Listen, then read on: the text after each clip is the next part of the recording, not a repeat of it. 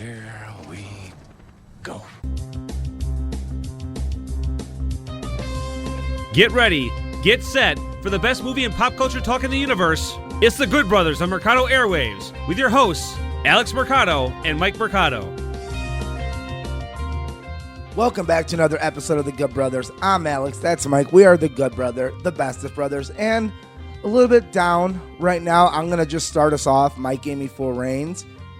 We do understand what's going on in the world.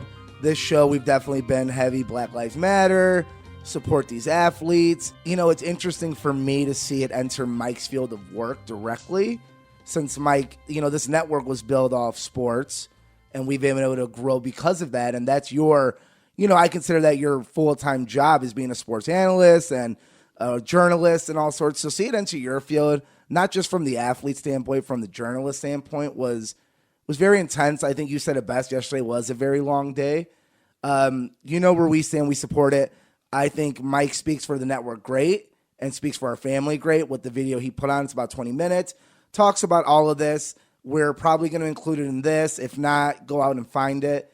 As his brother, I'm proud of him. As his employee, you know, he is the jefe of our podcast family. We're very proud of it. And we think that speaks so well that we're just going to leave it at that. We completely stand with his comments and his sayings, and we can now talk about what the show really is about and try to be a little bit more, you know, have some fun and try to distract ourselves at this very minute. Obviously, we don't condone distracting yourself to life, but if you need an hour, if you're walking anyway, this hopefully will help you through it.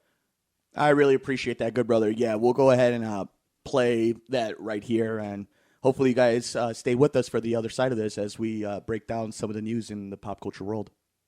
Hello, friends, and welcome into another edition of Sports from the Couch here on Mercado Airwaves. I'm your host, Mike Mercado. I want to thank you so much for making us a part of your day.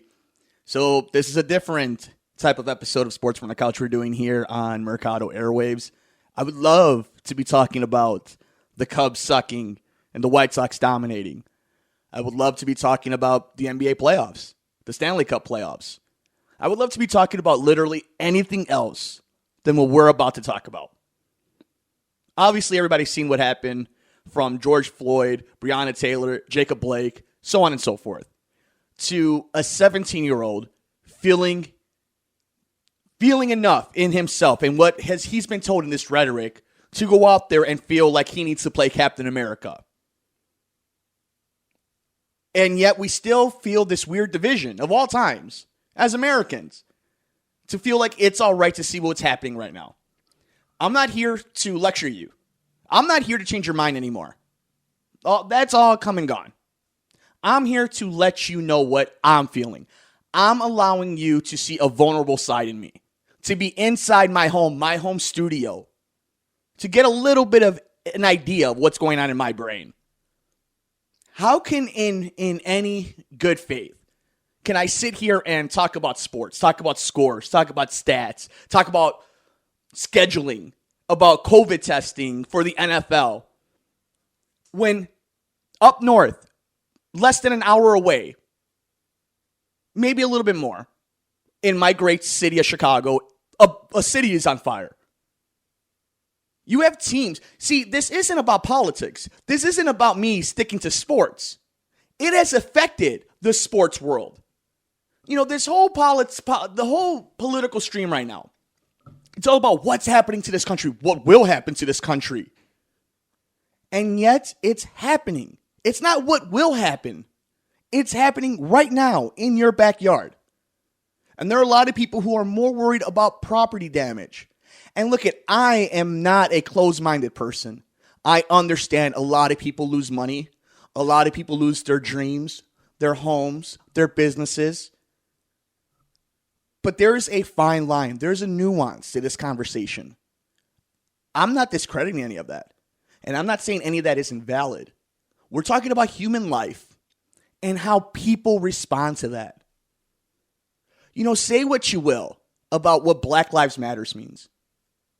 But these people that we put on pedestals, that you as a parent, that you as a consumer demand better from them, right? To be role models. And then condemn them for it when they decide to stand for something. Because it's not what you want them to stand for or makes you a little uncomfortable or that you need a distraction, guess what? For the first time in not just American history, in world history, we all can use a distraction. The problem is we're all on the same boat now. Now we don't get to bury our head in the sand. And again, I'm not coming at anybody. In fact, I don't care what you think at this point about this subject matter. You've made up your mind. You sitting and listening to little old me, buck teeth and all, in this big world of ours where everybody has a podcast. I'm not going to change your mind. That's fine. Instead, I'm just going to allow myself to be vulnerable for a little bit. And yes, I'm upset. Of course I'm upset. I'm upset that the great men and women who do wear a badge have to go out there with a little bit more fear in their heart because of this. I'm upset that people who are just a tad bit darker in complexion have to worry about what they have to deal with out there in the real world. I'm upset that I can't talk about sports, something that's made me a decent living, something that I enjoy doing. But guess what? This isn't just an isolated situation. This isn't the last situation. And telling people that the only way that they can fix this is by voting or by doing something about it come November, that's great sentiment, and you're right. You should be voting in November. But you know what else helps? Talking about it. Not letting it just sit idly for 3-4 months because you're not comfortable talking about it. And you don't need somebody from Hollywood, somebody in the Republican convention, the Democratic convention, an athlete, or me to tell you what's right. Sometimes, guys, it's okay to keep an opinion to yourself. And I'm not here to tell you what I think about everything that's going on. I'm talking to you about how I feel about it, how it makes me feel. Look, we live in a country that men aren't supposed to talk about their feelings. We live in a country where we condemn people for what they really believe. And then we've tried to form them to have our opinions. That's not what I'm doing here. I want to talk about sports. The sports world has been affected. Stick to sports doesn't exist anymore. It stopped existing when people made a political division in 2016 with Colin Kaepernick. Whether you agree with him or you don't, in 2020, we all know what happened. And the fact that the commissioner of the NFL has said they should listen to him should be enough to tell you what the real problem with that scenario was. Or at least who up there, top of office, had a problem with. And look at, if you're callous, you understand as a business, hey, we can't be having bad PR. But what have we learned? Pushing things away, putting Band-Aids on them instead of curing it, just makes it worse. This isn't going to get better. I'm sorry, friends. This isn't going to get better. Do you get to see an NBA Finals champion? I don't know. Do we deserve it? Do we deserve it? Do we as a people deserve to be able to just sit on our couch and watch sports like nothing as bad is happening in this world? Do you do that when your kids do something bad? You just let them watch TV? Do you just let them get away with it? All I'm asking for is that there isn't hypocrisy. You can have your opinion. Hell, you don't have to agree with anything that anybody says when it comes to this subject matter. But are you a hindrance? Well, what are you doing to make this get better? Again, if you're callous enough, who cares about your football or your movies or your job, which again, the job at least is for stability and for livelihood. But if all you care about is you, yourself, and your inner circle, how do we move on from this? By attacking the problem right now. And by attacking the problem, I don't mean police officers. I mean the institution, the system, the judicial system, the way we penalize people, the way we put people in prisons. I'm talking about the educational system. I'm talking about how people are able to buy homes in this country.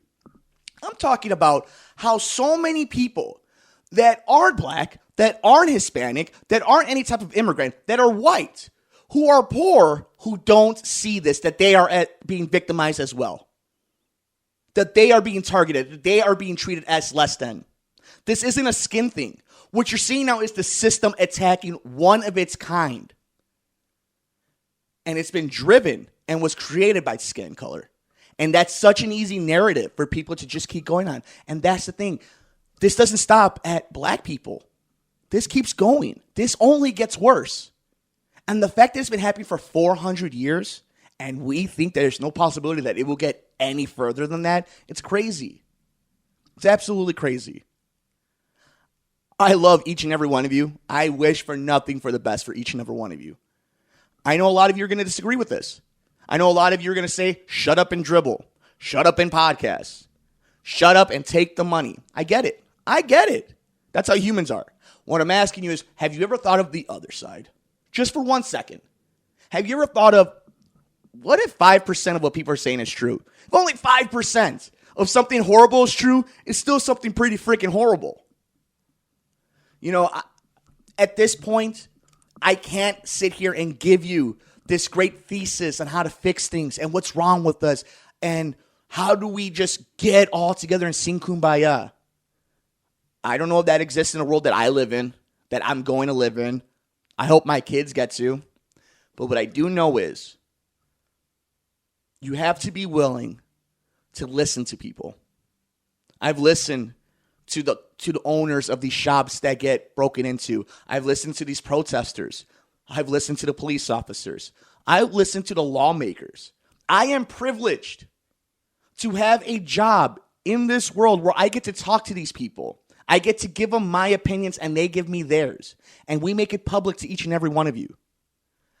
I am privileged that when this is all said and done, I know what I've done to try to make a place better, to try to make living better for people, whether it's the smallest of minute ways, compared to somebody who's going to cure cancer one day. There's degrees to it. You have to admit it. But what have you done besides complain? What have you done besides type something? What have you done to make a difference? Silence is just as deadly as a riot. And I know it's crazy and it sounds like some hipster thing, but it's true. When people who have a voice don't use it, what's the point? You might as well be mute. You don't get an opinion on anything. I understand people are always going to go back to vote. And look, there's always circumstances to everything, right? But it always comes down to one moment. Why, instead of trying to fix the problem, do we have to dissect the problem? What I mean by that is if you mess up your computer and the IT guy comes in, and instead of telling you how he's going to fix it or start working on it, he now grills you for 20 minutes on how it broke. How does that fix the situation? How does that help a situation? That's what this is. I know it's such a little way of looking at it, but that's simply what it is. Instead of asking, what did he do to get shot 7 times? Ask, why did he get shot 7 times?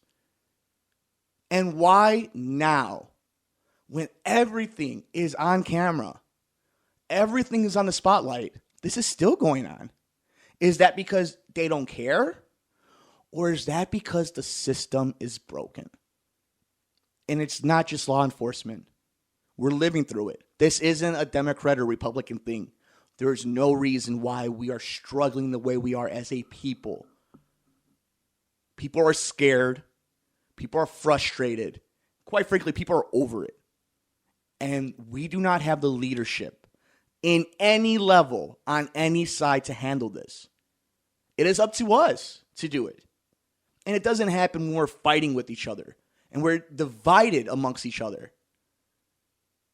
In this country, we are all Americans. And there's nothing more true than that.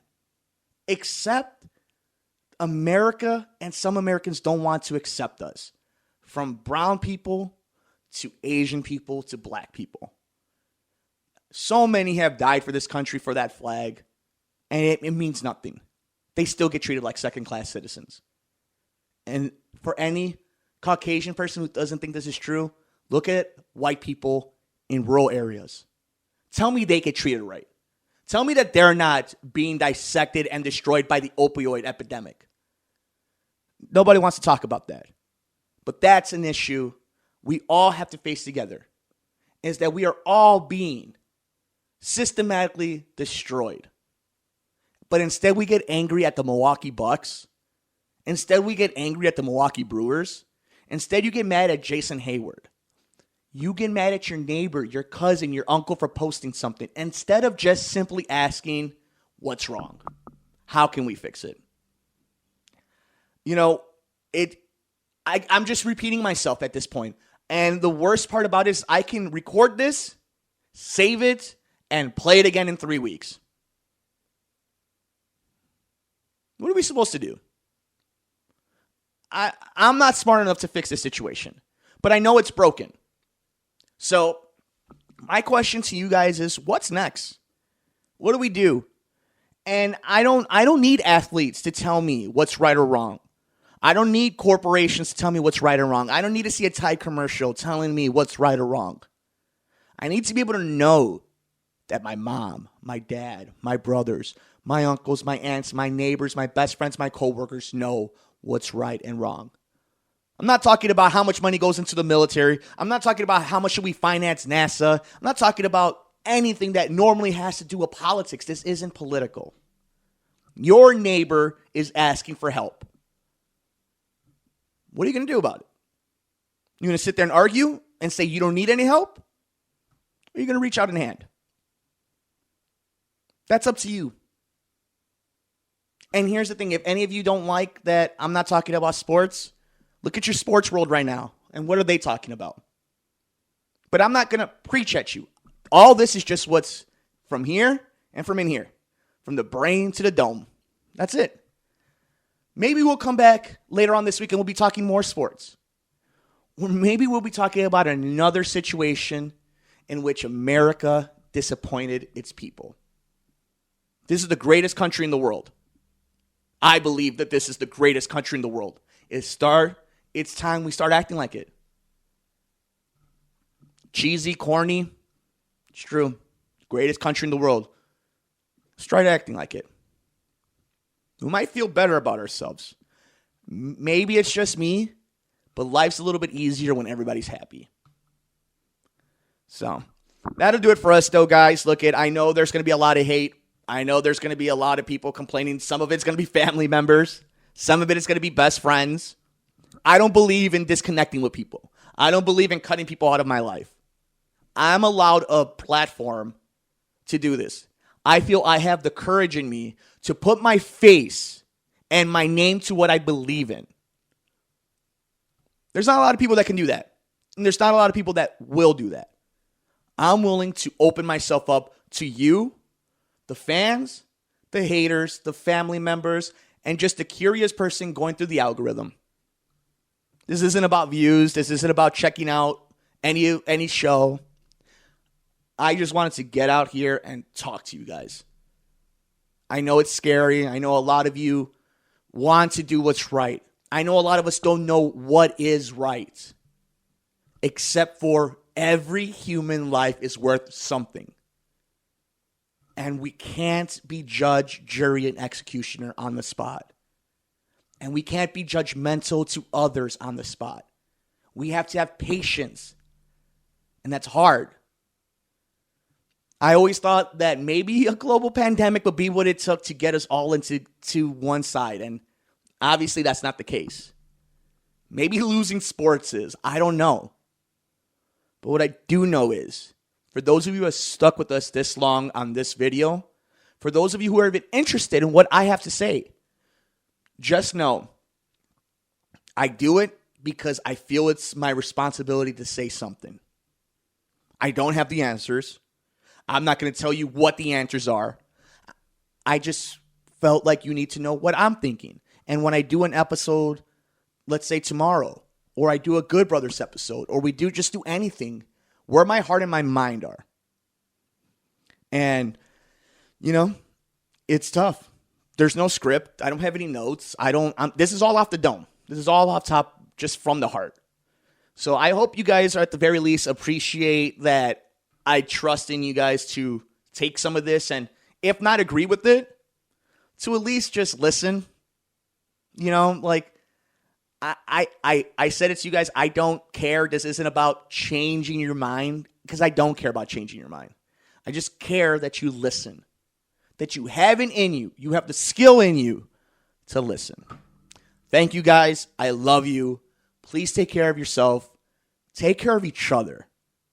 And don't give up on people. As scary as it sounds, as stupid as people may seem on social media, don't give up on people. We will get to the other side of this. It will be better. It won't be overnight, and we will have more obstacles to go through. This isn't about you being white and going against your race. This isn't about you being black and being only about your race. It's about loving and caring for people. Thank you for joining us here on Sports from the Couch. I'm your host, Mike Mercado. Thank you for joining us here on Mercado Airwaves. We hope you'll see you next time. So why don't we start off with the first big thing, good brother? DC Fandome absolutely took over the pop culture world. Before we really dig into all the big stories that broke out, what did you think about the presentation and how it all went down? I think it's game-changing, honestly, to the whole convention style, the whole, during this virus time, we've seen some things that were like, wait, that might carry over to the next year. I think this is one of those where we might see this more often where they say, we just got 22 million hits. We were the most talked about thing over the weekend. That's with a lot still going on with playoff basketball and everything. And this took over today. Like, everyone was talking about Batman, Suicide Squad, the video games, Wonder Woman trailer, everything. There's so much to talk about that we'll get into.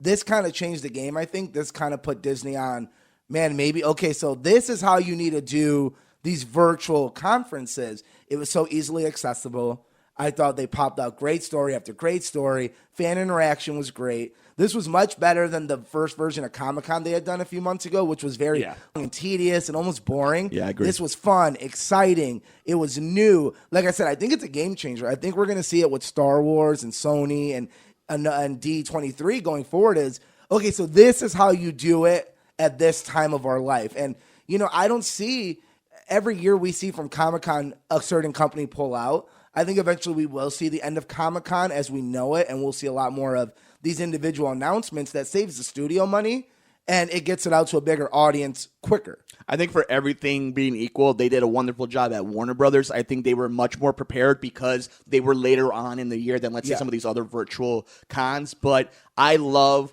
just that it seemed like there was a lot of TLC from the actors to producers, everybody who made this possible. So we'll go ahead. I have a bunch of bulletin points. Great advertisement. Great advertisement. You knew when it was you knew it. Everywhere you looked, it was DC Fandom this weekend, DC Fandom. Go to this.com, DC Fandom. And it hit social media very hard. Like, it was right there in the veins of social media. So let's go ahead. The first one I want to talk about, the Batman teaser trailer. Matt Reeves, Robert Pattinson. We know Tenet is coming up. We'll talk to that in just a little bit. But what did you think about what I believe was the best trailer of DC Fandome, The Batman? I agree it was the best trailer. I think the acting looks fantastic. I mean, on this show, I know we speak to the novices out there sometimes that don't think Robert Pattinson is one of the best actors of our generation. He is, and this trailer proved it. It hit all the marks. The Nirvana song was perfect. I love all the casting. We're getting a year 2 type Batman where, he's established, but still not the Batman that we know. We're not dealing with Joker yet. I think the Riddler looks great. I think Penguin looks fantastic. Catwoman looks fantastic. Can I get into the Penguin a little bit? This is what I don't understand, or at least I do understand, but it's always a frustrating thing from fanboys. So you hated that Ben Affleck was so jacked and that he had a perfect chin. You hated that Christian Bale and Michael Keaton were too small and unknowns. You hated that Heath Ledger was in Brokeback Mountain. You hated how Danny DeVito looked as a fat little penguin. You hated that Gotham had a skinny, boogie-looking Cobblepot. And now you're mad at Colin Farrell. So what I'm just starting to understand is that nothing they can do, nothing they would have shown other than you, like the person who's complaining as Batman himself, would have been okay with it.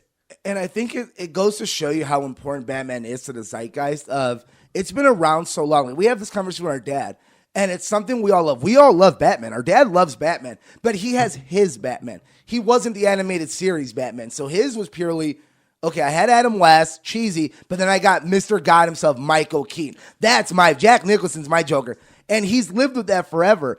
If you ask me, I think Christian Bale was the overall best Batman. I think if you go up pure look, Ben Affleck in the suit, Bruce Wayne's a big boy, guys. Like, that's a He's big supposed to boy be. sliding out there. I don't mind it at all. I like Robert Pattinson. It is more of a modern telling of that year one story-ish of he's kind of still training into it. Look, I know a lot of the people who were complaining on our social media. I've seen them. And, like, I love this idea that Robert Pattinson's too small. You know how much Conor McGregor weighs? You just take a guess. You know how much he weighs? 145. Yeah, 145 to Oh, 155. good me, yeah. So I'm getting better at this. I listen to the podcast. How many? You know Khabib Nurmagomedov? You know how much he weighs? I'm assuming the same thing since they 155. fought. Boom, got you. So let me ask a lot of the fanboys out there, and you know who I'm talking about, guys. Do you think you could beat up a 155 pound MMA fighter? Robert Pattinson's just a little bit bigger than that. And it's also a movie, so like the Batman character's still big. Like, just because you know that they film it a certain way, like, guys, it's a movie. Like, let yourself get lost in the movie. Like, if the acting is good and it visually looks good, are you truly telling me you can tell that he's smaller than what you thought Batman would be? No. They're still filming him larger than life. So I don't, especially Matt Reeves, so I don't get that. I'm with you. I don't get that. And then we talk about the Riddler. Do you want Jim Carrey? Because a lot of you hated Jim Carrey. I love Jim Carrey. Yeah, we say that now, 20 years later. At that time, people didn't think that. And this is where I'm getting at, is there was no pleasing anybody. When it comes to Batman, there is no pleasing anybody. And it's the same thing with James Bond. These are two characters that just, you can't get a universal thing about it. And I just find it interesting that nobody can make a good argument of why Rob Pattinson shouldn't be Batman. They made fun of Christian Bale for doing the Batman voice. And then they made fun of Ben Affleck for having the modulator. And now they're making fun of the way Pattinson does it. Like I said, every Batman's different. Like, Batman's probably the most, he changes every comic. Sometimes he is smaller. Like, if you grew up on Adam West, you know a smaller Batman. Or the original DC Comics even, he was a skinnier guy. Yes, if you're a 90s kid in the animated series and its comics, he was cartoonishly big because he had to be in the Justice League. So were all of them. But that's not everyone's Batman. Have you seen Kevin Conroy? He don't look like Batman. Yes. So, like, I just don't understand people's, like, already hating on like, it. the character already. is the same character, and that's what matters. And if you put a little bit of research, it's Matt freaking Reeves. And this is what I always said, right? Hollywood's a little bit smarter than fanboys, okay? So, would you say Christopher Nolan is one of the top-tier directors, not just of his era, but of any era? I'd say he's top 10 forever. Who did he just cast to be his co-main lead in his next big tentpole movie? Robert Pattinson. So it's just interesting. Maybe you guys haven't figured out that we don't, or like Hollywood, that he's not a star or anything. But like, where's Taylor Lautner? How successful has Kristen Stewart really been? Yeah. The one that Twilight that you guys make fun of, though, is the one that people say is the next James Dean. So maybe you guys should just take a step back. Yeah. Next big one, Wonder Woman 84. Love this trailer. What'd you think of Cheetah? I thought she was great. I thought she was great. I'm a little upset. Give me Kristen Wiig all the way, though. I would have liked it being a surprise. I would have liked going into it being like, oh, are they going to do it? Yeah. Are they going to do it? And once I feel comfortable with Kristen Wiig in general, then they do it. But that would have been fun. But I like it. I was always one that I would have been more upset if they didn't make that change in the movie, because I know people are like, it looks weird. It looks weird. I'm like, guys, that's how it looks in the comics. Like, it'll look fine in like wait live till you action. see it in live action, guys. It's a trailer. But even that, like, I will say, I'm more disappointed that Kristen Wiig isn't always going to be the main in it. Like, that she's going to end up transforming into a CGI character. Yeah. I think she actually pops in that trailer. I mean, who knows? Maybe she could turn it on and off. Maybe it's at the end. Maybe we get some sort of sly middle ground. Like, I'm with you. I'm very excited about this. This looks like a great sequel. Everything about it looks so colorful and fun. Like, I can't get over her riding lightning. Like, that's so cool to me. Yeah. What do you think about the Valkyrie suit? That Everything. She has? It all looks so cool. Like, there's nothing like Patty Jenkins and Gal Gadot together that I won't buy into. Make your guess now. Steve Trevor obviously disappears at the end of this movie, right? Like, he snaps away. I still think he's going to be Green Lantern. And they're not making Steve Trevor a Green Lantern. That's why he's been off Earth. No, he hasn't been off Earth. Apparently, but like, the reason we can explain why we don't see him in Justice League, he goes to a different universe to protect the universe, like Captain Marvel style. I don't think that's going to happen. I think something magical. I want that to happen. You want Chris Pine to be your Green Lantern. I do, and it makes sense story wise. You're like, hey, he's a fighter. He goes to space. Except that's Steve why he's gone forever. But that's like Lois Lane becoming a Green Lantern. Yeah, I know. So next big one, the Suicide Squad. Now, I want to bring up this one more because I think they absolutely knocked it out of the park on how James Gunn said, Y'all think I was kidding when I made a space raccoon famous? Wait till you see what I do with the weasel. Oh, yeah, and I love how they set up so many of these characters just because you're like, they gave us, 16 characters? You're like, they know right away half of that crew is going to be killed off. And that's the fun of the Suicide Squad. If you I watch a lot of the anime. They're some of my favorite ones, was the Suicide Squad stuff. The whole joke of it is, like, beside Harley Quinn and maybe 2 other people, they get killed off so often that they bring in these new guys. Yeah. I still think Will Smith shows up somewhere in this movie. Okay. Yeah. Oh, it's a real good kept secret. I don't think it's a lot, but I think it'll be at the very end to set up James Gunn's sequel going forward. Then you got to start thinking, who lives, who dies. I think John Cena, John Cena's definitely one of those guys. I'm like, I can see him killing him off. They could totally if you look at the costumes, it kind of looks like we're going to have a goofy team to start off, leading into like our Weasel, Harley Quinn, King Shark, Idris Elba, modern crew, and then you see some of these other costumes, you're like, oh, I think there's going to be a time thing here where like Cena and the Pete Davidson crew like all gets blown up or something. I'll be honest with you. You know I'm not the biggest of Pete Davidson's fan. He sells. Something, yeah, obviously as a marketing, but let's say, just from what I saw, there was a spark that I got from the screen seeing him.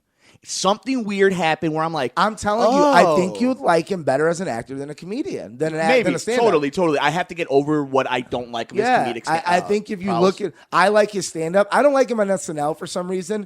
There's some skits he does really good, but like when he's being himself, I don't really love it. I like his stand-up. I think he's funny. I'm a big fan, but I like his acting quite a bit. Like anything I've seen him act in, I'm like, yeah, he's got some chops actually. Like he takes it seriously, you can tell. And from the interviews you see, he did take this very seriously. So I'm very excited to see him and John Cena especially like do this. But speaking of serious, I think the difference between this, the Suicide Squad and Suicide Squad, David Ayer tried to make a David Ayer movie. Yeah. This looks like a James Gunn flick, which seems to just go better with this genre. Yeah. At least with what they're trying to do. You know, if David Ayer was making a Harley Quinn and Joker movie, I think that sells a little bit more because it's just a narrow story for him and like the material he could really sink the David Ayer taste to.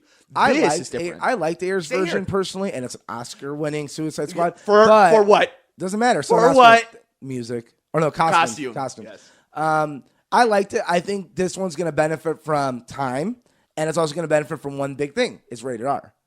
I think for everything you like about the Suicide Squad is very R-related stuff because it's very gruesome, blowing up heads. Amanda Waller's a scumbag. These guys are criminals. I think this movie will let them be more like scumbags almost. Do you think the Batman is rated R? No, that's PG-13. You think it's going to be PG? It's not officially anything. No, it's going to be like Planet of the Apes where it's gritty, but because remember, it's a blood thing. It's an F-bomb thing. It's an F-bomb thing, and it's an expensive I think Batman can get away with it a little more, like be violent without showing blood because that's kind of Batman's MO anyway. Like Batman's proven, PG-13 is fine. But these type of movies, when you need a lot of violence, like it should have been like a Deadpool meets Guardians, but the Deadpool part should have been the rated R part. That's not what happened. We got to see one of the greatest challenges in pop culture history at DC Fandome as the great one himself, Dwayne "The Rock" Johnson, shows off Black Adam and also lays down a challenge to the entire Justice League. Good brother, what did you think about the CGI stuff, the Boss Logic stuff that we saw from The Rock? I thought it was really cool. It's a good way that you're like, we're getting different types of trailers. We're getting different types of things. So we already know he's not filming yet. He's about to start in a month or two. I think he's finishing off whichever Jungle Cruise, something he's on right now at the moment. Yeah, I don't know what he's working on right now. He's working on something important. I don't know what it is, but it's maybe something for Netflix, I think. Okay. But regardless, it's his next thing. Like Black Adam is next to be filmed. That's why he's working out so hard. I thought it was great. I think for a lot of people, I think you and me recently got to know a little more, like the last 5 years because of the Injustice The first Injustice game. Yeah. All that stuff, and then comics and just all those crossovers. I think for people who don't know Black Adam, they can be like, oh, so he's a bad guy, but he's kind of more of a Killmonger bad guy. We're like, no, he's got a lot of good points, and maybe he's a little too aggressive. But the reasoning he does is because he comes from slaves, and he didn't like what was going on. And to him, it's for a better good thing. And he really is kind of like, he's been part of the Justice League. Like, he's very anti-hero-esque. So I kind of appreciate that. Like, I think The Rock will play that character so well of, yeah, he may fight you at first, but eventually I do want to see him in this huge Justice League crossover of him helping save the world. See, I don't think that's happening, though. I think from what the message looked like and the way WB is kind of leading in things, I think what we're seeing is multiple universes. We're seeing some universes that intertwine with each other, but within that, there's going to be sectors. So I don't know if you're going to see Black Adam and Superman right away. I know you're going to see Black Adam and Shazam together, though. I think Superman's going to be in the movie. I think Superman shows up in Shazam. No, I think Superman shows up in this, and in Shazam 2, we're going to get a big fight between them. I don't think so. From what it sounds Black like, Adam's not fighting Superman. Not fighting Shazam in his first movie. No. There's another guy. Yeah, I and know. Shazam 2 has a different bad guy also. So I think it's all leading up to that. And to me, Superman shows up in Shazam 2 because who's Shazam's favorite hero? And it's a more lighthearted story. We have to lead into Shazam fighting Superman, and that's not going to happen in his first movie. I think you're right but I think he shows up in both. I think he shows up at the end of Black Adam, just a little. And I think that's how Shazam 2 ends, is them kind of be like, oh, damn, there's this big threat that you and me got to team up for, leading into whatever that's going to be. Because, we never really got a DC Civil War where it's technically a sequel to Shazam, but we've never really got that yet. So that's exciting. Like, that's down I guess Flashpoint will be that version of, it's a Flash movie, but we're going to get a lot of story from probably Cyborg and Batman and the other Batman and third Batman and fifth Batman. Let's talk a little bit about Flashpoint and about Zack Snyder's Justice League 4-hour 4-parter on HBO Max. We did find out. It was funny. I was listening to last week's episode of The Good Brothers, and about 2 hours before we started recording is the news of Ben Affleck being casted came out. And I kind of went back and I'm like, we really didn't come off as hyped as I thought we would if it were the main story, but there was just so many things on the docket then. I think now I'm going to fanboy out a little bit. I could not believe that they did this. I cannot believe that after all of this, we have Matt Reeves is almost done with production. We have a new Joker film. We have a new Batman. And somehow they still found a way to say, hey, we're going to bring back Ben Affleck. And guess what? Y'all are going to get hyped for it. Yeah. And there is something so magical. Why I talk all this trash about fanboys, that there was a general gasp of joy that we were going to see Ben Affleck back. Then on top of the fact that we heard, oh my God, they're doing it. You got Michael Keaton and Ben Affleck in one movie together. This, you could just tell that there are no more chains. Yeah. They're off now. They basically said at the whole conference, they're just going to run with these movies.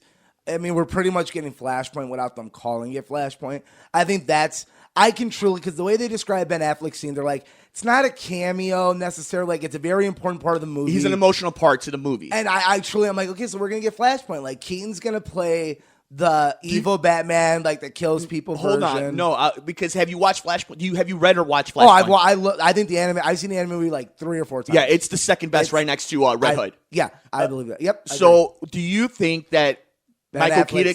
No, do you believe Michael Keaton plays Thomas Wayne, or do you think they bring back Jeffrey Dean Morgan to play? That's what I'm saying. I think he's Thomas Wayne. I think we get that whole story. I think we get Cyborg eventually. We're going to get it to an extent because we're obviously not going to get Atlantis versus the Wonder Woman. No. But we'll get a certain thing. And I truly believe Ben Affleck's part is to be there at the end, receive a letter, and cry. We're going to be the audience, and all he has to say is, you're one hell of a messenger, Barry, and see him run off. Now, if we're just going to ignore that Ezra Miller choked a person, I think that's what's hard for me sometimes. It's that's why they keep throwing us so many things, because they're look at here. Wait, Ezra Miller. Wait, Ben Affleck. It sucks. Come look at this. You're oh, wait, Michael Keaton too? And it sucks because we all genuinely loved Ezra Miller as And Barry obviously, Allen. like I said, maybe they know something we don't. Maybe because there's 3 stories, and one of them is, no, this was kind of just this is him and his girlfriend, and this is how they play fight. And to me, it's I do have a lot of gay friends, and they do play fight quite aggressively. Have you not been with your? That's what I'm saying. None of them are Barry Allen. Addressed it is what gets me. It's not like she came out and said, like a Velveteen Dream thing where there's people. No, the problem is no one said anything. So maybe it is none of our business, or maybe hey, it's kind of an issue. Can we just address it real quick and we'll get back to the fun stuff? So that's where I'm kind of at right now, where it's if it is nothing, can you just say it's nothing? Because people are talking about it still. I am so excited for this movie. Oh, I can't wait. I need them to start filming. Get to film. Because I'm afraid it's going to get taken away. Remember, it was maybe 3 months ago or so, I said, we have not had enough Batman in a while. They listened to us. Yeah. They listen to us. And I was right when I said it. We have not had enough Batman in the last 5 years. We have not. Not Simply. in the last 5, no. And now it looks like, okay, they're doing it the right way. Especially it being Batman, where like Batman's so big, like there's so much content for Batman, and that makes sense because Batman's the best. Now, what is surprising that you didn't see when it comes to film? That we didn't, I made a crazy guess that I thought Justice League 2 was going to come out. I still think that's in the book somewhere. I think that's I think that's going to determine off the success of this. By the way, Justice League trailer looks like a completely different movie. Loved it. Great use of music, by the way. Well, two things about that. Great First of all, use. Hallelujah is one of my favorite songs ever, especially one song that and do it like this. Two things I love about it, though. Banger. A, Zack Snyder uses it for everything. Love it. He uses it for every trailer. Great song. I would too. It was one of the main songs in Watchmen. Like I would too. Number 2, the message of it, though. Hallelujah, it's coming. Yeah, like, Hallelujah, the and, Zack Snyder cut is here. It was such a good cut trailer. Like people that say it looks like the same movie, I'm like, you saw a different movie than I did. No, it totally like looks like a different completely movie. different experience. No. It looks like it belongs. My biggest after. argument, I wanted it to be 6 hours. I wanted it even longer. But man, there's something so But I think interesting you're about right. it being 4 hours and 4 parters. Like that's smart. But I think you're right. I think if it's successful, I think you're going to get a Zack Snyder presents Justice League 2 sort of thing, and that's its own thing. And that's going to be its own little thing. Now they just fight. Oh, and I guarantee that's when Ben Affleck's going to be like, I'll do another one. And that's what I want to get into. Knowing that we have our own Joker universe, we have our own new Batman universe. Do you think Ben Affleck is like, oh, cool, no more pressure. I'll do a Batman movie. Because he's like, I don't have to do Batman. I don't have to be my standalone. I'll just do a bunch of Justice Leagues. Like, I'm that Batman. I'm the Batman that's you already know I've been around. Like, I've killed it. I got the cave. I got everything. I'm just chilling with my Justice League pals. That's cool. That's like when you got the Batman animated series and the Bat Family, and then you got Justice League Batman, who was a little more fun and just team player. Like, I want that. That's what I want in my life. It doesn't have to be the same guy. You want to rank them and see what we're most excited for to come out? I'll go ahead and name them again, okay? The Batman, Wonder Woman 84, The Suicide Squad, Justice League 4-parter, The Rock in Black Adam, Shazam, and then anything else you could think of. Kind of start ranking them. Literally, Aquaman the 2. order you just read it in, I'll go in that order. Yeah, I agree. The Batman. And then Aquaman 2 at the bottom, just because we don't have much about it. I did like Aquaman. I love Jason Momoa. So I'm gonna put Shazam 2 and Aquaman 2 on the same boat. Where it's we know they're coming, which is just and as we good. got like titles for Shazam, and Yes. but we didn't. Yeah, so they're at the bottom. But I think the order you put it in, I actually do like that order. I think Batman 84, the Suicide Squad. I love them all, and the only reason Justice League is at the bottom is because we have seen the movie compared to the other ones. Now Shazam is called Shazam: Fury of the Gods. Yeah. I think it's still, and I've been telling you, and you said you disagree with me, Black Adam shows up in Shazam 2. No, I didn't say that. I said, no, I agree with you. The argument was, does Superman show up in Black Adam? No, he doesn't. Or Shazam 2? I think he shows up in Shazam 2 Black is where he Adam. shows up. No, he shows up in Black Adam. Black The Rock Ad- got that kind of pull. But The Rock, if you've noticed, The Rock is going to get a lot of young actors that he's going to create, like Yeah. the new Atom Smasher kid. It don't matter. He picks people. He's If not going that to... mofo shows up one time, I win. No, it's for sure. I mean, you already won one bet that he's did. definitely getting casted again. Yeah. So that's going to be interesting. We did not get a Man of Steel 2, though. No. No Superman. No. They still They got a lot. don't They got a lot want... going on. But I still want to hear that you guys have something in development. I think they're still playing with the idea. What if they end up doing like a Superman series and like they're just waiting to see how I HBO don't Max know, survives? man. Like I said, maybe we find out Henry Cavill is going to be the Ben Affleck of Superman, where we only get him in the Justice League movies. Maybe, dude, like, think about it. Like, I like to think about this. It's Batman and Superman are very different. We haven't had a lot of great. Realistically, there has been 2 great Superman movies. 2.5. 2.5 great Superman movies, and even then, people really only consider one great Superman. I disagree. I think Man of Steel is much better than Superman 1. I think Superman's very dated, and I thought Man of Steel did just as good. But I agree. 2 good Superman movies out of 6. Yeah. So it's not like people really aren't clamoring for this. I think fanboys are, but I think people clamor for Batman. I think you can tell when Batman hasn't been in the zeitgeist for a while. Yeah, that's the better Compared idea. to Superman, where Superman's this godlike figure where, like, you always know he's there. He's always around. Like, I don't necessarily need to see the movie. I do. You do. But does the world? No. And if the world really feels like that, guess what, good brother? You could try to kill Superman because we got 2 big game announcements. Gotham Knights from WB Montreal and the Suicide Squad killed the Justice League presented by Rocksteady. We know that Suicide Squad killed the Justice League is in the universe of the Arkham series. Gotham Knights is its own thing, which is interesting, though, because Gotham Knights looks more like the Arkham series. It literally looks like it ended and started. I'm like, is this a DLC? So Gotham Knights looks like it's going to be one of those games that's just going to be continuous, like Destiny or any of these others. It's raid driven, or like the new Avengers game. Suicide Squad seems like the same thing except much more narrative driven. I think the Suicide Squad is going to be the Spider-Man of that year. I think this game is going to be fantastic. Good job on Samoa Joe, King Shark. I love the love King Shark's getting. He's my favorite in Harley Quinn. He's going to be in the movie. He's amazing in The Flash. I also think, like, you look at this game and the characters they choose with Boomerang and Jao Courtney and Tara Strong's, not the same voices, but you can tell in the movie that DC's like, we're going to keep it similar. That's why I truly think Will Smith as Deadshot will come back, because he's such a big part of it. And even the way they talk about it, it's like, shit, if I'd known you were going to do it with James Gunn, I would have stuck around more. I wouldn't have packed my schedule with this other nonsense I'm doing. Interesting. That's the way I feel about it. I thought that trailer stole the show for me. Which one? Suicide Squad? Like, it's one of those games. I don't play a lot of games. I'll play this game. I will get it opening night and play it, because I love everything Suicide Squad. It's my favorite part of DC sometimes. Interesting of WB, though, showing us 2 Batman games without Batman. Like, that takes some balls.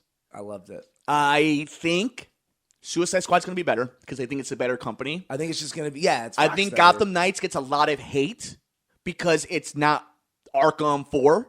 It's just not the continuation. It almost looks like the Warriors of Hyrule thing, where you're like, it could be a good game, but it's not the link that you wanted. Yeah, it's like, I like this universe and I'll buy it and it's fun. And I'm sure you'll give me a lot of entertainment. But that's it. Yeah, but I want to be in the universe. Yeah, but that's why I think that luckily they gave us Suicide Squad, because had they only given us the Knights, because I texted you and I'm like, meh. I was like, yeah, that's cool. Like, we've already gotten to play as these characters a million times. Yeah, in certain ways, absolutely. But I kind of want to get lost in that universe. There's something much more, to me, just from with the trailers and like the gameplay, much more enjoyable to be in that Gotham than it was to be in California in the Avengers. No, I agree with that, and I also like that it's not connected to Arkham, because if it was connected to Arkham, you're like, all the bad guys are gone. But it's so weird though, because they still say Bruce is dead, and it's like, it's super weird. That's how the game ends. Yeah, so like, I think it's a little weird, but and he's not dead, right? No, hell no. I do love the Court of Owls. That's the one thing. I think this game, introducing the Court of Owls, is very intriguing. That's what I'm saying. I didn't love the trailer, but I think the game will be fine. Did you ever read Court of Owls? Yeah, I watched the movie too. It was pretty good. I actually have it right here. Yeah, the omnibus of Court of Owls is much better than the DVD, than the movie. Court of Owls is one of the greatest Batman stories of all time. Let alone it being a modern day one. It's so modern. I think that's what it is. It's like time is really doing well for itself in that case. So I think now you're going to start seeing it, because it's been just enough time. Because when fresh things come out, you're like, is that good or is it new?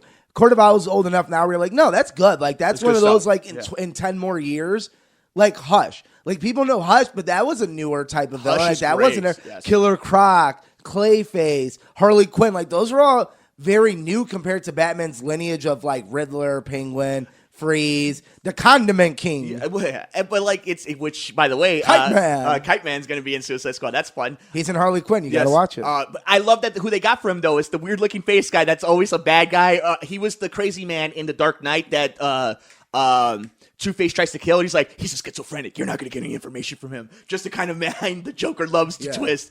You know what, good brother? The world is burning sometimes. Society disappoints a lot of people. I'm vengeance. Warner Brothers did us a solid in the pop culture world. They gave us a lot of interesting stuff. I know it's still WB. I know it's a big corporation. But, man, it looks fun. It was a fun day. That was a much more fun day than yesterday.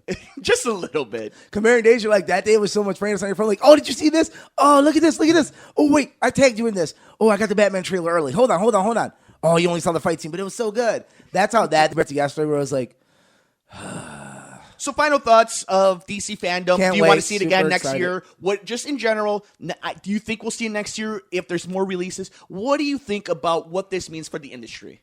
I think it's a new way to put the information out there in a safe way and a very interactive way. And I thought they killed it, and I think they gave us so much, and there's still so much that they can do, and I think this could be something we see year to year. And Star Wars do the same, please.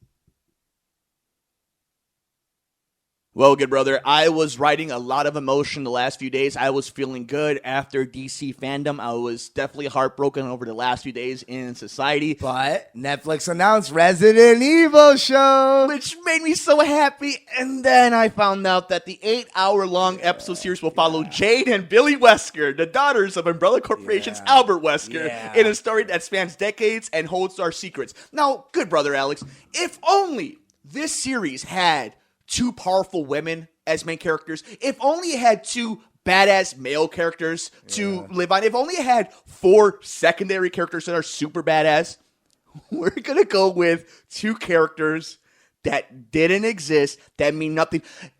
Didn't Paul Wes Anderson create a character that wasn't in the series and the series went to absolute shit? Mm-hmm. How can I be so happy and disappointed at one time? I don't know. Hopefully it's good. Maybe this is when you're like, oh, the Netflix got Witcher, right? Maybe they'll do something but here at that's least cool. But they had the Witcher in it. I know. But it's Netflix. Like, I'm sure it could be okay. Sure. Like, maybe this is something new you get and you're like, wow, I didn't know I needed that. But that was really cool. Chris Redfield, Leon Kennedy, maybe this Joe leads Valentine, to it. Claire Redfield. Hey, we're also getting the movie remake, so that's good. Yeah, that'd be interesting. And that's a little more what we hear is much more loyal to parts 1, 2, and 3, so that's good. But look, like you've mentioned, you're not the biggest of video game players, but you know the Resident Evil series. I love the Resident Evil franchise. But come on, how is it that it's 2020 and you're going to bring us a series? If you were going to do a Netflix show, you're like, you can pretty much do game 1 in season 1, game 2 in season 2. How are we not? You can kind of carry this. The two of the biggest games in the last 2 years were Resident Evil games. I also think it's tough because I think this idea that video game movies to be successful need to be different. Yeah, but it's also hard because the most successful video game movie we've ever seen is Sonic. And that's a little more generic and less story driven, but more character driven. So I truly believe, maybe we're naive, I'm with you. I think we can make a good Resident Evil movie off the games. At the same time, though, maybe you go back and you're like, maybe that is a lot harder than I thought because a lot of it is choice-based and running away. Maybe that's not as easy as I thought. I did enjoy the first 2 Resident Evil movies. Yeah, and I actually like the silliness that it becomes eventually. I thought that was fun. I think it completely goes out of. But I turned into it. I went with it, and I'm like, oh, this is obnoxiously Sharknado-ish. Different. I'm here for it. But the first 2 had the spirit of the game still. Yeah. That's what I'm saying. I think they were so close that I'm like, play with that a little more. It wasn't exactly like the game, but it was in that universe. I felt like, oh, well, it gave me the house. It gave me most of what I wanted. This makes sense. Look, this is the easiest. I didn't get the names of people, but I don't necessarily need Chris and Jill. Just give me the story, though. You're wrong. I just top of the dome, I've thought of this, good brother. First season is Claire and Leon looking for Chris. Because it's the main story in the video game. Season 2 is the prequel of what happened to Chris and Jill. Are they in part 7 and 8? Who's the character in 7 and 8? The new one, the new real successful Resident. Ethan is in 7, and Chris is going to be in 8 with Ethan. Okay, I think it also. Chris has been in 1. Code Veronica I get it. Has been in 5. I think that we're slightly overselling the star power of these main characters. I think the reboots have helped. The remasters kind of bring them back to light. When the movies came out, I didn't care if it was Chris or Leon or nothing. See, I'm glad you said it. I did, because all I was thinking of was where's Jill, where's Leon, where's Chris. But as a fanboy, but as not, you're Resident Evil, you're like, shooter, bad guys, zombies, house, okay. Yeah, but if you've played Resident Evil, you know the names of them. Yeah, but again, without the remasters, it's kind of it's a blind.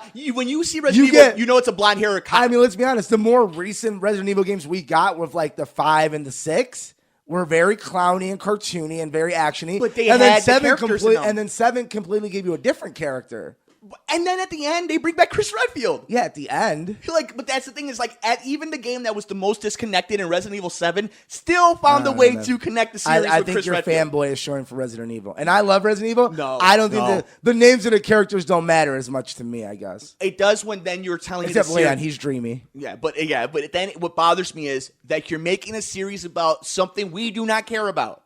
If I want to see a Resident Evil story, I want to see how a modern director is able to take that story and put their own spin to it. Not, hey, let's talk about Albert Wesker. I guess. Those Resident Evil movies made a lot of money at first. That's why they kept making them. It's not like they went to sci-fi. They kept getting major releases and making money. Oh, yeah, because they're cheap until they couldn't. Until it got so bad, they're like, okay, now we'll announce the last one. Then that one did so good, they announced a second last one. Yeah, and it's also easy when you're paying one household 2 checks. That's okay. Good brother, coming out in the next few days, we have New Mutants, and reviews of Tenets are out. It is also coming out in theaters. We talked about it. All the social unrest. Yeah, but that's on streaming. Yep. I'm talking about the movie theaters. Oh, yeah, no, Papa's back to work. Company's sending Papa to work. This is where it's interesting how we have gone from one segment of the conversation about social discourse and everything that's happening with social unrest to now health. Yeah. And some people are complaining. I want to get your opinion of this. New Mutants, Tenet, we know they're coming out. I have a feeling both movies are actually going to be really good. I do too. Yeah. So, with that in mind, I want to have this conversation with you. I've seen critics complain that they're not going to review these movies because they haven't been given a safe way to review them. I personally believe, and this is just me, right now it is not up to the studios to placate to the reviewers. They have to get these movies out. Yep, they still got 200 reviewers out there, guy. They just ask someone else. And if you look at this, you're not an essential worker. Nope. You're not a doctor. You're not a police officer. You're not a firefighter. You're not a teacher. You're an entertainer. Exactly. A journalist at the minimum, and entertainer at the best. Yeah. Because respectfully, totally respectfully. Like, it's a hard job, but this is what I'm saying: is to complain that you're not getting reviews, constantly complain that you're not getting review copies. Like, guess what? There's a reason only one of us is going to do these movies because Mike doesn't feel comfortable doing that. Do you have not heard him once in any of our shows go out on a tangent about that? Because it's first of all, it's my choice. Yes. And I cannot be mad at the studio for He got that same ticket. We could go have been 6 seats away. Yeah, but it's going to be me in a theater with 6 people. Yeah. And then we'll see how many tenants got. But I got my ticket to the big old screen. And look at and this is Thank you to Mercado Airways. Yes. And the good brother and I have no problem being open about things here on the show. Him and I morally have disagreed a lot about not COVID, but about what the standards are about, like, going to a restaurant, going to a movie theater, all that. And, like, that's the nuance of a society having a conversation. But you will never hear me complain and be like, how can Disney not send me a copy of Black Widow? And that's what I respect about you is not once would you say, you're like, hey, I wouldn't go to a bar. They should be open. Go ahead. If they're doing everything right and they're following laws, go ahead. Who am I to tell you so not that's to? when I'm like, that's as simple as it gets. And then the other side, it's like, oh, you're stupid for not wanting to go. You're a shell. But no, I respect that. You have kids and stuff or you don't feel safe, perfectly fine. Yeah, sorry. I don't want to I'm not going to. We're not talking about work. We're talking about entertainment. And for us, entertainment work, It was weird when I saw that. I'm like, how tone deaf? And this is the problem that we deal with in media. Where it's like, how tone deaf can you be to be that's what you're complaining about right now, that you don't have review copies? Like, too bad, dude. Like, plenty of people made the drive and wore masks and had hand sanitizer. Like, you're telling other professions that you can't complain because you picked that confession. And then you complain. And then you complain about your profession. Like, that's not how this works, homie. Yeah. That's not how this works. And again, you could feel like, hey, that sucks. I wish I could watch it. But you don't have to, we don't got to hear about that every other day. And here's the thing. Do I wish, and like, I'll be honest, do I wish that like Collider, ourselves, the Schmoes, Screen Junkies, we would get review copies? Yeah, of course we do. Of course. But I'm also not going to sit here and complain to the parents that just lost their job and are e-learning for their kids. Exactly. And like, oh, you sorry. Teachers have enough problems this week, guys. You know, like, let's relax a little bit, So that I just want to get your opinion and to kind of about how people in our own ilk have handled this. Yeah. Most have been great. Some have been a little too whiny. Be silent. Yes. Like, you don't have to be judgmental. Like, everyone's going to do what they feel is best for them. You don't have to put your opinion out there if you disagree every time. Good, brother. It was a busy weekend in the sports entertainment world. NXT TakeOver 30, SummerSlam, and AEW Saturday Night Dynamite.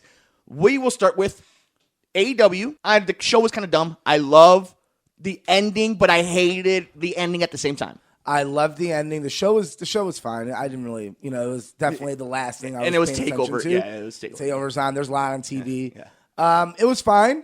I loved the ending. I thought the ending was almost perfect. Yes. I think it sets up the storyline you've been talking about forever with Cody comes back, puts his career on the line, MJF, he'll be in the next. He'll eventually be that title holder because I think he is a good face of the company. Is a great booking? Yes. Is a great long-term booking? Yes.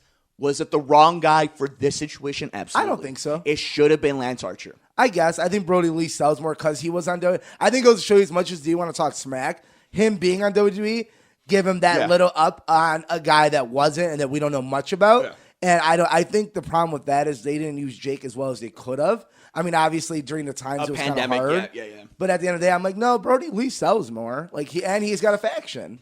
Yeah, but I you know what? I just think he does better promos. But what they did, yes, he does do better promos. But what they did at that moment, the way the beatdown was, the way everything just broke down, that was a Lance Archer character trait and not a Dark Order thing that we've seen the last year. I consider it more of a Cody thing where he went in so comfortable that like you play that story where like it's like a John Cena thing where like John Cena's great and the next match against Lesnar was much more fair, but he caught him on that one day. A big bad guy just caught him. Beat him up so bad that he never caught back up, and it is what it is. I looked at it more like that, where Lesnar Cena, where I'm like, no, I know Super Cena, but man, even Superman got knocked down a couple of times by Darkseid, even though eventually he'll get it back. Yeah, some days that bad guy just comes in right timing and just gets the lick over him and just keeps going. Speaking of Doomsday, we have new champions after NXT TakeOver and SummerSlam. The Fiend, Bray Wyatt, wins the Universal Championship. The big dog comes in and gives a big spear with his big old teeth. That was pretty funny, but I think it's great to have Roman Reigns back. Oh, it was great. It was a great way to end the night. Turn that mediocre story match into like, oh, this is cool. What'd you think about, unfortunately, Karrion Kross getting injured? They did it well. You know what? Sometimes, it happens. Yeah. I thought the promo was so good. You're like, okay, they'll be fine. Let him go away. I think Ciampa will carry the belt. Who wins the title? Ciampa. Okay. Ciampa or Finn, I think are the safer bets.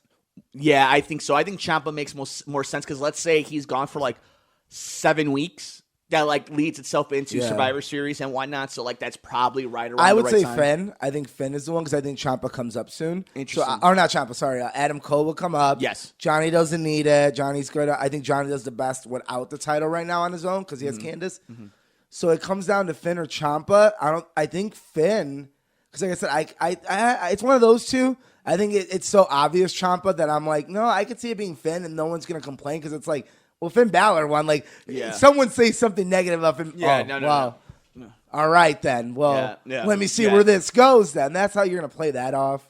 What did you think about Pat McAfee and Adam Cole probably stealing the show the weekend? Fantastic match. That was probably one of the best performances we got out of an athlete-turned-wrestler beside Ronda Rousey. Yeah. What did you think about, speaking of rookie, Dominic and Ray? Another one. And then he closed off Monday Night Raw. I thought it was great. It's great storytelling. We're eventually going to get a match. Apparently what we hear is it's always nice when the fans feel a certain way that the back does. And from the little quotes and rumors you hear is everyone felt what the fans did. They're very impressed, standing ovation, big hugs, big handshakes from the right people that they see Dominic as a big star. And I'm like, yeah, that's him at 22 guys. He's going to be a star. Realistically, you're he'll probably headline a WrestleMania at one point. It'd be interesting to see when they decide to go with that father-son split up, probably for Mania. I think they're going to save it for a while, yeah. What did you think about everything that has now been post-Thunderdome? We have seen racist stuff. We've seen Fire They're getting Dream. The clicks out. I love it. I think it does help the show quite a bit. Obviously, viewership is – they had some of the highest views they've had in years, I think, with SmackDown. Or at least the pandemic. Even before pandemic this year, SmackDown got over 2 million. They haven't done that in a very long time. Raw got over they were hitting numbers. You're like, man, they haven't hit those numbers in a very long time. So the intrigue alone was there. I think it does help the show. They were showing highlights of old, when it first happened and there was no crowd, not even the NXT kids. WrestleMania. Oh my God, dude. It was unwatchable. The documentary, I'm like, I forgot how bad it was. And there was some good stuff too. You got cool matches from the stars, Kevin Owens, Seth Rollins, and Drew McIntyre winning was fun, and the Boneyard and Bray Wyatt stuff. But you're like, man, there was some awkward, just silence. It's funny, time is so interesting because I think we all, I haven't forgotten because I've never stopped working throughout this entire thing, but I remember the world standing still. Yeah. And wrestling is a great microcosm of that because when we didn't have sports, we didn't get that impact of watching empty stadiums. We just saw empty stadiums. Yeah. We saw wrestling and MMA in empty arenas from jump. Yep. And then they would show, the skyline of Vegas and it's empty. They would show the streets of Chicago and it was empty. No movie theaters. it was almost surreal that we're at this point now, and we just traded more problems for other problems. But very interesting to see how Thunderdome, how WWE, when they have time, money, and production, they can knock it out of the park. I want to get into the last thing of the episode that has to deal with wrestling. Our boy, Keith Lee, Whoop, whoop. going up to the main roster. They did our man dirty. I love what he tweeted. We was like, let me worry about that. Like, don't stop worrying about Joe, it. let me worry about it. Okay, so the music, it is what it is. I'm with them. I'm not going to complain. If Keith Lee can complain, I'm not. I didn't think it was that bad, honestly. It was bad. I didn't think it was that bad. I just think his theme is so good. Yes. That it would have been like changing Finn Balor's theme. Or where you're Randy like, Orton's. Like, that was part of it, but I think he'll be fine. He'll get it back like in a week, honestly. Yeah. I think there's something bad. There's backstage stuff, guys. Like, this is still a business, and like certain producers Speak and on artists, what the real problem is, though. like, That they got to pay this man and not pay this. It is what it is. Let him handle it. I thought his clothes was fine. I like that gladiator style. It reminds me of Samoa Joe. No, the pants are fine. That man should not have to wear any compressed shirts. That is a big, beefy Texas boy. Yeah. Let us see the glory.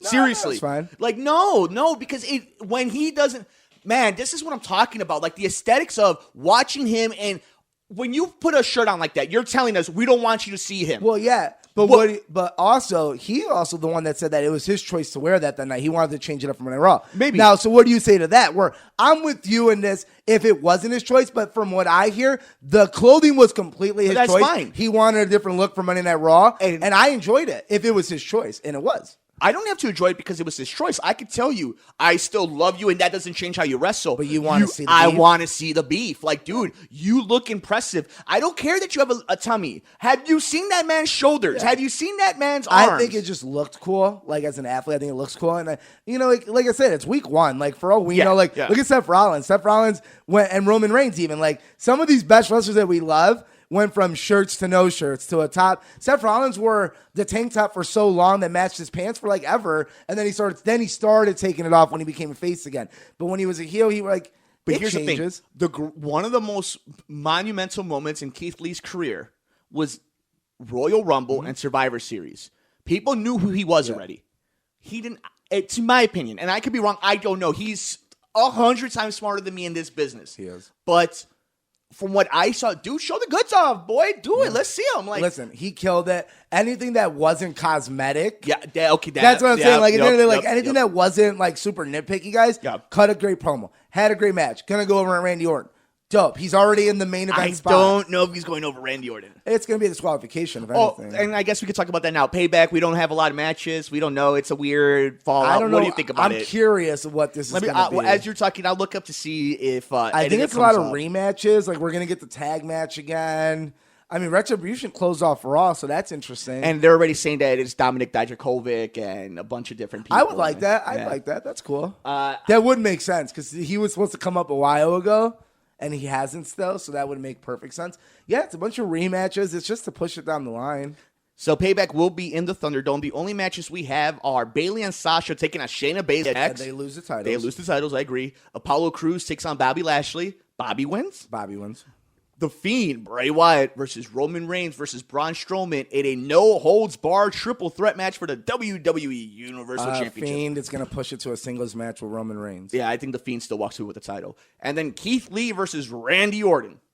Keith Lee, but I think Drew McIntyre does something to screw Randy over to push it even further. Randy wins. He tries to do something crazy to Keith Lee, and then Drew McIntyre comes out. So you think they're going to hand him a loss his very first night? Right away, so they get out of the way. Maybe. You don't beat Randy Orton when you're first time up. Maybe Keith Lee does.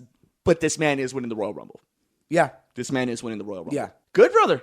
That's it for this episode. Any final thoughts? Final thoughts. Man, it was a very beefy I do have one, actually. Yes. And all the craziness, we tend to forget that there is a terrible storm heading down south. Thank you. So yes, please. Love, prayers. It's a bunch of stay safe. The whole south, the Texas. We Louisiana. know how much Texas means not only to our Enriquez side of the family, but to you personally. How much Texas means to you. So shout out to them. Shout out to everybody in the South. It sucks, man. That Louisiana, Houston area. They've never been able to really catch back up. And from what they're saying, the storm can really be the end of a lot of these towns, man. A lot of these bigger cities. Like, this might be, the word they use is irreversible. Like, like we might not be able to rebuild for some of these cities after this, man. Yeah, and that's sad. Like in the middle of all this, like that's going on, you know? Yeah, and I'm glad that you brought that up. So at least anybody who's listening to us knows that we're thinking about them. And, you know, for everybody, just know, just keep up the good fights. And, you know, you can always count on us to keep you company whenever anything goes wrong. But Good Brother, thank you so much for joining us on this episode of The Good Brothers. As always, you are the man. You can follow me at Mercado2 and Alex. You can follow me at Mike M Media. We're on Twitter at Good Brothers Pod. Like, rate, review us, and share us wherever you get your favorite podcast at Mercado Airwaves.